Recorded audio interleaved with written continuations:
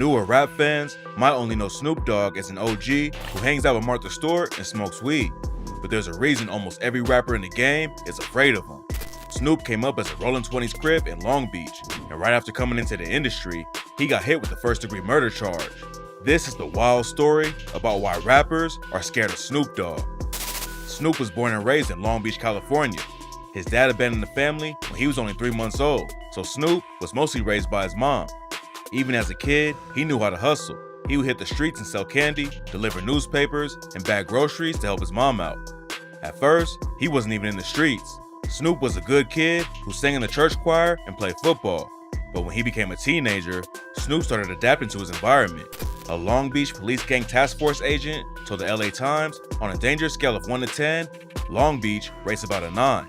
The gang situation has been way out of control there for more than a decade. Snoop started rocking with the Rolling 20s Crips and selling drugs. And around a month after he graduated high school, he got booked for cocaine possession. He was in and out of jail for the next 3 years, and Snoop realized he needed to switch up how he was moving. Back in 1993, he told the LA Times, "I want to stress something to the little kids out there. There ain't nothing cool about selling dope. I did it because I thought it was cool, but I was wrong, and I went to jail for it." Snoop had been rapping since he was a kid. He used to spit rhymes at school and draw a crowd, and that's how he knew he would make it in the industry. While he was locked up, Snoop says the OGs in jail told him, "Man, you're too talented to be in here. You need to be outside, not wasting your life away with crime." When Snoop was released from jail, he decided to go 100% into music. At first, he was writing and recording solo tracks, but then he linked up with Nate Dogg and Warren G and created a crew called 213. 213 started selling their tapes out of the trunk of a car, and eventually, Dr. Dre heard it and called Snoop up. Dre had just left NWA and was trying to get his solo career popping, so he brought Snoop in to help him out on his debut album, The Chronic. Snoop was featured all over the record and even wrote a lot of Dre's bars for him. The Chronic became one of the best-selling rap albums of the 90s, and Snoop became one of the hottest artists in the game overnight. He went from selling coke and getting locked up to being featured on a triple platinum album in just a couple of years. But Snoop still had one foot in the streets. While he was recording his debut album Doggy Style, Snoop got hit with a first-degree murder charge that almost sent him away for life. In August 1993, Snoop and a bunch of other people were chilling at his apartment when a dude named Philip Walter Merriam allegedly started causing issues.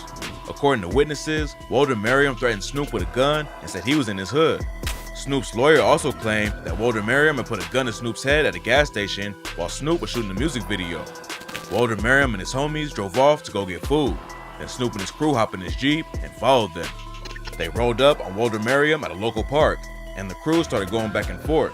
At one point, Walter Merriam reached for his pistol, but Snoop's bodyguard McKinley Lee upped his strap and killed Walter Merriam before he can get off a shot. After Walter Merriam was killed, Snoop sped away from the scene. But instead of doing the race like Tay-K, Snoop turned himself in and spent the next 2 years fighting the case. Gangster rap was all over the news back then for allegedly causing more violence in the streets, and the media tried to paint Snoop as some bloodthirsty gangbanger who was ready to kill anyone. While he was waiting for his trial to start, Snoop told the LA Times, "The media is quick to point their finger when trouble strikes, but nobody ever asks a successful rapper like me how he feels about what's going on in the hood. I guess they think I'm macho and I don't care or something, but man, I'm someone who's trying to turn his life around," and it gets emotional. Snoop is never going back down, but that doesn't mean he loves violence. He said, "A dozen people know I've been smoked for no reason at all. I wish the violence would stop. I mean, right now, I got some little homeboys coming up who are happy to see me doing right, but it's so dangerous out there, they might not even live to see my album come out." Snoop and McKinley Lee both ended up getting acquitted, and the whole situation made him want to change up his life. In 2018, he went on the podcast, Now What, and said, "When I beat my case, I changed because I don't want to live this gangster life no more. I don't want that no more because I see the results of it, but leaving the gangster image behind wasn't that simple." At the time, Snoop was signed with Suge Knight at Death Row Records. Suge is one of the most infamous dudes in the rap game, and Snoop even called him the Boogeyman.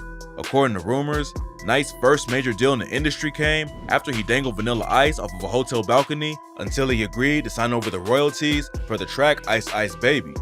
While Snoop was trying to spread more positivity and leave the violence in the past, Suge brought Tupac over to Death Row. Pac had a lot of beef in the industry and wasn't afraid of any smoke, but Snoop said, "I wasn't on that. I had a son, beat my murder case, he had little kids out on bail, picking fights with niggas. I'm trying to shake hands with motherfuckers. I come from gang banging. I know when you pick a fight with a it may not be over with till somebody get killed. Snoop and Pac were tight from the jump. Snoop said, fell in love with that. Me and him started hanging out, building a brotherhood with him. But Pac and Suge were beefing with Biggie and Puff Daddy during the infamous East Coast vs West Coast war, and when Snoop chose not to pick a side, it almost got him killed. After Snoop went on the radio and showed love to Puff and Biggie, Suge and Pac iced him out when he got back to the hotel room. And when the Death Row guys drove to the airport the next day to fly back to LA, Snoop says Suge wouldn't let any of his security ride with them. When they all got in the private plane, Snoop says he walked to the back and was ready for them to jump him. He grabbed a knife, a fork, and a blanket to hide him, then sat back and watched everyone for the whole flight.